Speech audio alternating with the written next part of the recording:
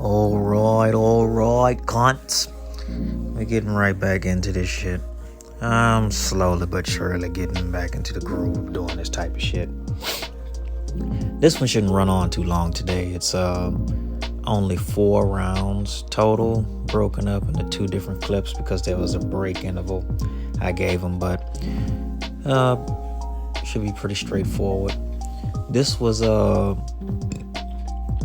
decided to start explaining some of the preamble beforehand to try to add a little bit of exposition to what was being worked on in this round. This was the same day I had him doing several rounds of working on cutting off the ring, because he's a very good inside fighter, but he doesn't know how to close distance for shit. So we trying to work on that from the ground up, from jab defense and learning to corner a man and corral him. Because I don't care how great of an inside fighter you are, if you can't close distance or cut off the ring, you're gonna be made to look like a fucking fool. So it was teaching him how to enter range, but also showing him some of the glaring holes that he has. Even though he's very proficient on the inside, he has a tendency to do the Benavidez at times once range gets broken and he starts, walking down the street trying to check the mailbox and all that shit. So instead of me fucking rambling, I guess let's get to the actual good shit and get this fucking video started, bro.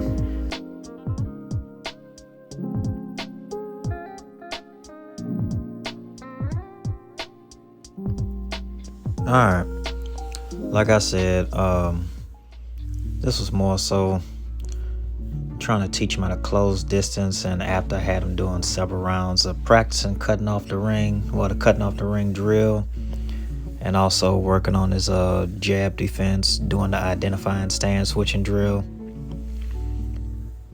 Starting off, jab jousting, looking for the high hand wins principle, trying to probe and occupy that hand to, add in some mix-ups by throwing a hook around the side or jabbing them up the middle. As you can see, he's actually trying to fundamentally cut off the ring, and I am happy for that. Granted, as he starts to fatigue, he will get lackluster here and there. Here, I'm trying to stand my ground when I was on the corner there. Oh, shit. Up against the wall there to get him to back off of me. I put myself back there intentionally. Granted, I shouldn't do that. That builds poor muscle memory. Here, he gets the double unders, and he's trying to hold me on the right side there with his right arm while keeping his other arm inside to try to turn me back after I turn him. Whoever has the underhooks and the lower center of gravity, which also helps, you're kind of going to be jockeying for a position like this. I'm trying to widen my base and drop my stance. Take that underhook, flip my elbow into his elbow to get my arm in a dominant position, get that inside position with my hands on top. Now I'm trying to control and punch a little bit. Playing with the long guard a little bit right there. Trying to stay in front of him. Trying to counter him to the body. Like I say, you can work from right here. Probing him, putting some controls on him and skewering him down to the body. Staying just outside of mid-range, right at mid-range. He's trying to keep his stance and stay in front of me. I jabbed in while stepping to the right. Little front foot shuffle with a 6 to the body as he was throwing his right hand there. Probe and stab. 2 step backs to get away from the 1-2. Probing.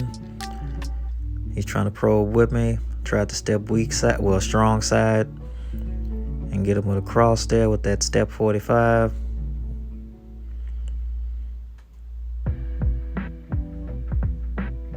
He's unsure about the stance he wants to take here. I'm continuing to go for the lead hand thing. Trying to set up a little half step counter. He wasn't going for it, so I probes and the cross down low. Repeated. Faked a little 2-1 there. Utilizing the half step there. Jab, step out. Dig to the body, coming right back. Trying to stay in front of him while keeping him right at the end of my punches. I like how I did that there. I threw the cross up top to his shoulder intentionally to square him up, and then went down to the body with the 1-2. You can do little shit like that. Not everything gotta, bang on the fucking head. Throwing punches to the shoulders and the chest sometimes can square a man up to open up his center line for cleaner shots to the body, and sometimes even his head, because a man won't expect to be force squared when he wants to stay bladed at times. So it definitely helps doing little shit like that. Alright, right back to it. High hand wins principle here, probing, while stepping to the right, trying to step weak side on him. Going back left, try to get him with a 2 to the body. Probing, faking right there, fake the 2-3. Showing him I could have got him with the overhand because he fell asleep at the wheel. And did my lead arm parry into the cross of the body. That kind of stopped him in his tracks there. A little drop hand feint, 1-2 fake right there. Everything is about probing that fucking lead hand for me, bro. And everything, I do a whole lot with my lead hand. Here I'm pressuring with my little active hands right here. Probing, trying to get the gauge on the 1-2. Caught him in between after a little pace of play. Front step, shuffle forward to the body. Probing, as you can see, he's defaulting to this fucking shell and I don't like it. But I'm trying to let him live because I don't want to, I don't want to overly occupy him with too many things to focus on. When you give someone too many things to focus on at once, they'll end up getting confused and they'll start conflating and mixing up shit. So it's one thing at a time. Once again, he threw a single mid-range jab. I tried to go for the lead arm flip into the cross. Going back to probing, catching the glove, and throwing the cross off of it. A little half-step jab, trying to corral him. He threw the jab, stepped outside with the lead foot, went to 3 to the body, came back with the 4 up the middle. Threw a jab, I'm just staying just outside of range of his jab because he still doesn't understand how to exactly find his range. I split his 1-2 with a 6 to the body, lead 2, change my level, stab, probe and stab more so, not really a serious one. As you can see, he hasn't thrown a punch for the last 5, 6, 7 seconds because that 6 to the body hurts, especially when you get hit in between the combination. He switched southpaw, so my defensive principles change. I catch the jab, my backhand and counter jab. He switched again. My guard changes again. Remember, you have to be mentally aware every time a man switches stances. Do not let him off free. A little bit of inside work, putting the high frame on him, trying to get him off me so I can stay in the dominant position with his back against the corner. Trying to get my arms free, changing my head slots at the same time. I'm pummeling for that inside position while changing head slots to get better leverage, and that's that round.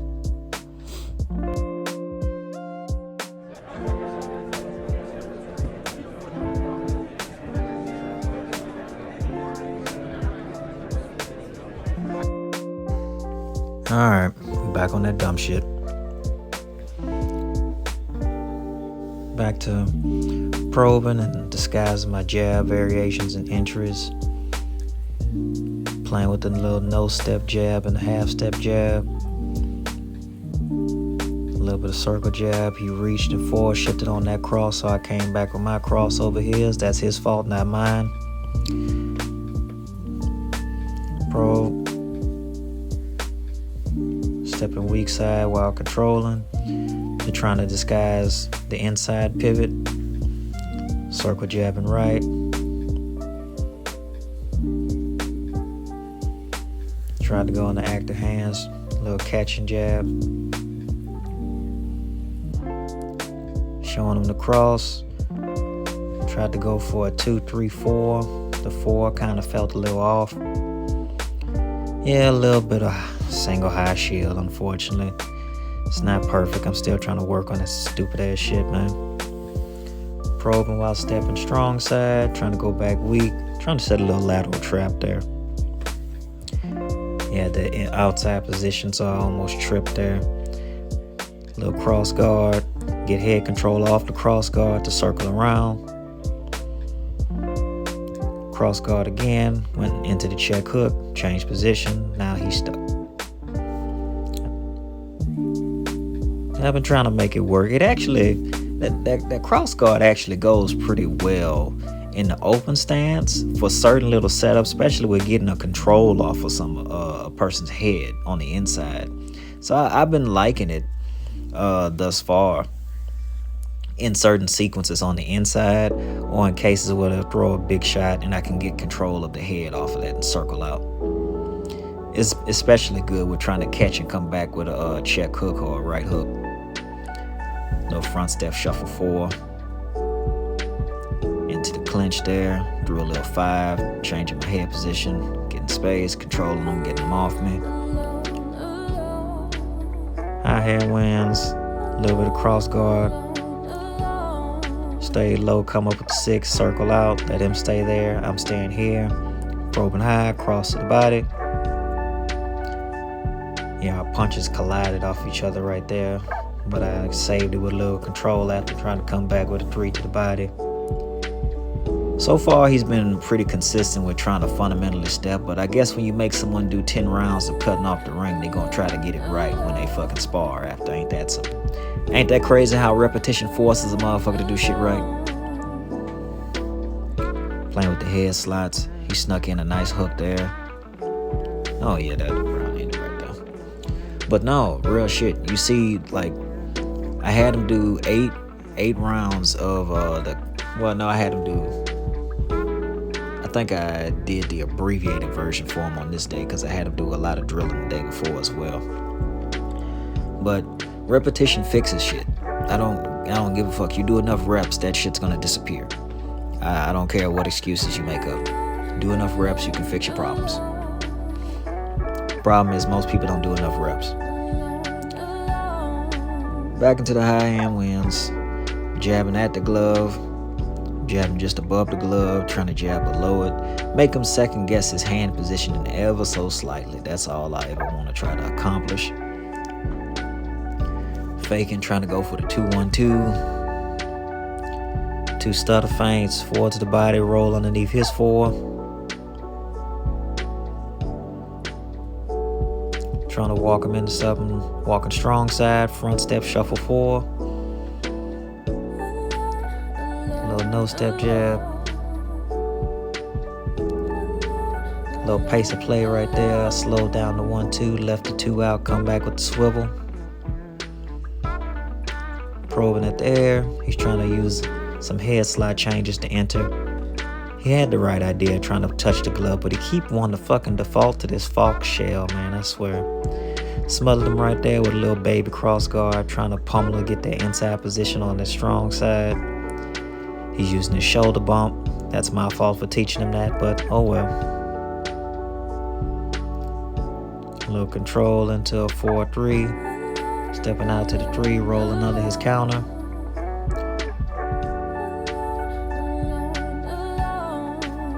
Jab to the body, head control after. A little bit of high guard, knowing I'm cornered, so I have to be aware. Head control, little body shot in between there. He smothered himself there in my cross guard. As you can see, I'm sneaking that hand over on the arm. Little pseudo arm drag, little reverse arm drag, I guess you could call it. Probe up top, control, cross to the body. Probing, double jab, cross up top. And you see now he's on this Benavidez. That's the shit I was talking about. The second he get frustrated, he want to start this fucking Benavidez shit. And he wonder why that shit happens. Once again, he's looking for these big looping counters, man. And all I need to do is go underneath it.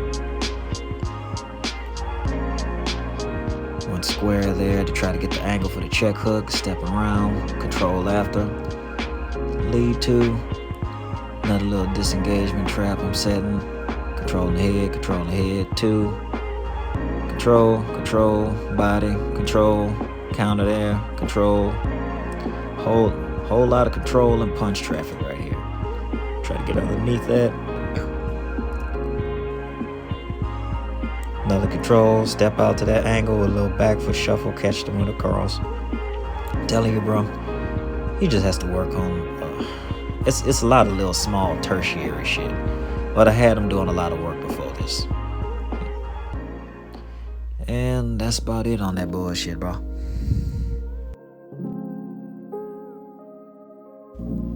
And that's another one for the motherfucking books.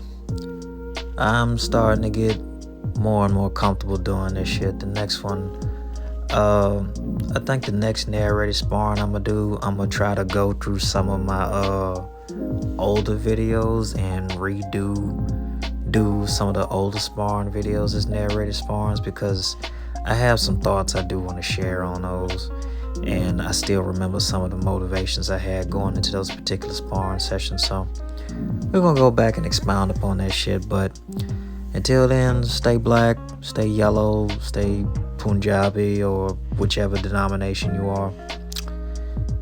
Keep doing that shit. Bye.